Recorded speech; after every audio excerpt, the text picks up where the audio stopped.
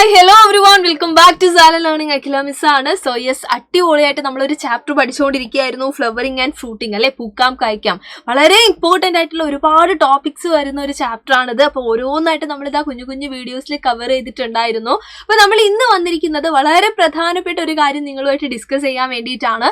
Already നമ്മൾ പഠിച്ചു വെച്ചിട്ടുണ്ടായിരുന്നു പരാഗണം അല്ലെങ്കിൽ പോളിനേഷൻ എന്താന്നുള്ളത് അല്ലെ. അപ്പോൾ അത് കൃത്യമായിട്ട് ഓർമ്മയില്ലാത്ത ആരെങ്കിലും ഉണ്ടെങ്കിൽ ഇതാ തൊട്ട് മുന്നേ തന്നെ മിസ് മറ്റൊരു വീഡിയോ ചെയ്തിട്ടുണ്ടായിരുന്നു, നിങ്ങളത് പോയി കാണണം. ബിക്കോസ് വെരി ഇമ്പോർട്ടന്റ്, ഈ ഒരു ടോപ്പിക് ഇല്ലാത്ത ഒരു ക്വസ്റ്റ്യൻ പേപ്പർ പോലും നമുക്ക് കാണാൻ സാധിക്കില്ല. അപ്പൊ പരാഗണം അല്ലെങ്കിൽ പോളിനേഷൻ എന്ന് പറഞ്ഞു കഴിഞ്ഞാൽ എന്താണ്? It's the transfer of pollen grains അല്ലെ. പോളൻ ഗ്രെയിൻസ് അല്ലെങ്കിൽ പരാഗരേണുക്കൾ എന്ത് ചെയ്യുകയാണ്?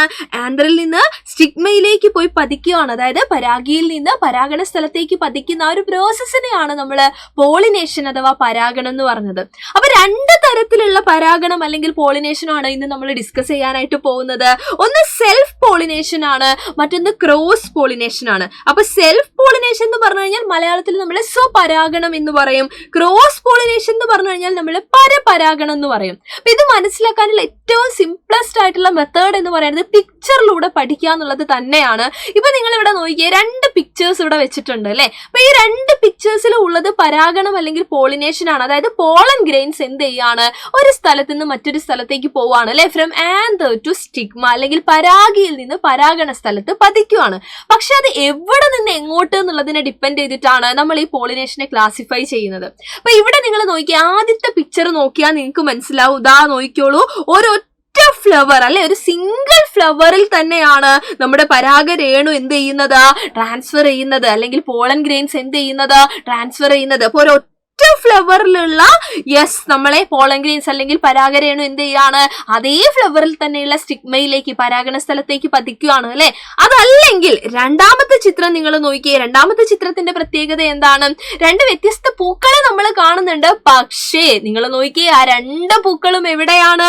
ഒരേ ചെടിയിലാണ് അല്ലെ. അപ്പൊ ഒരു സിംഗിൾ പ്ലാന്റ് ആണ്. ആ സിംഗിൾ പ്ലാന്റിലുള്ള ഡിഫറെന്റ് ഫ്ലവേഴ്സിന്റെ ഇടയിലാണ് ഇവിടെ എന്ത് നടക്കുന്നത്? പരാഗണം നടക്കുന്നത്. അപ്പൊ ഈ രണ്ട് ടൈപ്പിനെയും നമ്മൾ വിളിക്കുന്നത് എന്താണ്? സെൽഫ് പോളിനേഷൻ അഥവാ സ്വപരാഗണം എന്നാണ്. അപ്പൊ നിങ്ങൾ കൃത്യമായിട്ട് മനസ്സിലാക്കുക, ഒന്നുകിൽ എന്താണ് ഒരേ ഫ്ലവറിൽ നടക്കുന്നു, അല്ലെങ്കിൽ ഒരേ ചെടിയിലെ രണ്ട് വ്യത്യസ്ത ഫ്ലവേഴ്സിന്റെ ഇടയിലാണ് എന്ത് നടക്കുന്നത്? പരാഗണം നടക്കുന്നത് അല്ലെ. അപ്പൊ അങ്ങനെയാണെങ്കിൽ അപ്പൊ ഒരു സിംഗിൾ പ്ലാന്റിലാണ് ഇത് നടക്കുന്നതെങ്കിൽ നമുക്ക് എന്ത് വിളിക്കാം? സെൽഫ് പോളിനേഷൻ അഥവാ സ്വപരാഗണം എന്ന് നമുക്ക് വിളിക്കാം. അപ്പൊ എന്തായിരിക്കും ക്രോസ് പോളിനേഷൻ?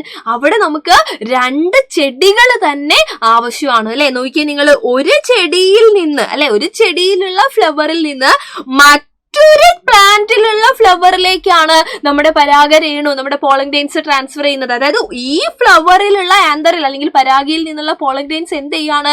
വേറൊരു ചെടിയിൽ തന്നെയുള്ള ഫ്ലവറിലെ സ്റ്റിഗ്മയിലേക്ക് അല്ലെ, പരാഗണ സ്ഥലത്തേക്ക് പോയി പതിക്കുകയാണ്. അപ്പൊ ഇതിനെയാണ് നമ്മൾ എന്ത് വിളിക്കുന്നത്? ക്രോസ് പോളിനേഷൻ അഥവാ പരപരാഗണം എന്ന് നമ്മൾ വിളിക്കുന്നത്. അപ്പൊ അതിന്റെ ഡെഫിനിഷൻ കൃത്യമായിട്ട് നമുക്ക് ഓർത്ത് വെക്കാം. Transfer of pollen grains to the stigma of the same flower or the stigma of the another flower of the same plant. അപ്പൊ ഒന്നെങ്കിൽ സെയിം ഫ്ലവർ ആവണം, അല്ലെങ്കിൽ സെയിം പ്ലാന്റിലെങ്കിലും ആവണം അല്ലെ. അങ്ങനെയുള്ളതിനെയാണ് നമ്മൾ എന്ത് വിളിക്കുക? സ്വപരാഗണം എന്ന് നമ്മൾ വിളിക്കുക. അപ്പൊ ഒരു പൂവിലുള്ള ആള് അതേ പൂവിൽ തന്നെ ചെന്ന് പതിക്കുന്നു, അതല്ലെങ്കിൽ അതേ ചെടിയിലെ മറ്റൊരു പൂവിൽ ചെന്ന് പതിക്കുന്നു. ഇതാണ് സ്വപരാഗണം. അപ്പൊ എന്താണ് ക്രോസ് പോളിനേഷൻ? എങ്ങനെ പറയാം നമുക്ക്? It is the transfer of pollen grains from one flower to the stigma of a flower of another plant of the same species അല്ലെ. അപ്പൊ ഒരു പൂവിൽ നിന്ന് എന്ത് ചെയ്യാണ്? അതേ വർഗത്തിലെ മറ്റൊരു ചെടിയിലെ പൂവിലെ പരാഗണ സ്ഥലത്താണ് ചെന്ന് പതിക്കുന്നത്. അപ്പൊ രണ്ടും നിങ്ങൾ ചിത്രം ആലോചിച്ചാൽ മതി. ഒരേ ചെടിയിലുള്ള രണ്ട് പൂക്കൾക്കിടയിലോ അല്ലെങ്കിൽ ഒരേ പൂവിൽ തന്നെയോ നടക്കുന്നത് സെൽഫ് പോളിനേഷൻ ആണ്, സ്വപരാഗണമാണ്.